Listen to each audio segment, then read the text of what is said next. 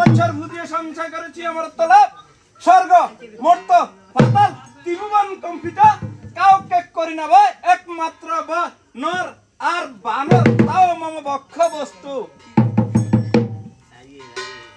কি বোন কেন আগমন কেন দেখাচ্ছে তোমার বিচলিত বদন? দাদা দাদা ফুল তুলিতে গিয়েছিলাম পঞ্চকুটি বনে নাক কান কেটে দিলে পাপিষ্ঠ লক্ষণ। পাপিষ্ঠ লক্ষণ তার এত বড় সাহস যার বাহুবল স্বর্গমর্ত ভাতাল ত্রিভুবন কম্পিত তার বোনকে অপমান লইবে লইবে তার পূর্ণ প্রতিশোধ। দাঁড়ান দাদা আর কি কথা আছে? সে কি কথা? তাদের সাথে এক সুন্দরী রমণী আছে। সুন্দরী রাবণী আছে সুন্দরী রাবণী আছে চলে বলে করলে কৌশলে যেমন করে কয় সুন্দরী রাবণীকে আমি চাই মারে কোথায় মারিস? হ্যাঁ তুমি এক্ষুনি পঞ্চবটি বনে গিয়ে সন্ন্যাসীর রূপ ধারণ করে রাম ও লক্ষণকে সীতা থেকে দূরে সরিয়ে দিবে।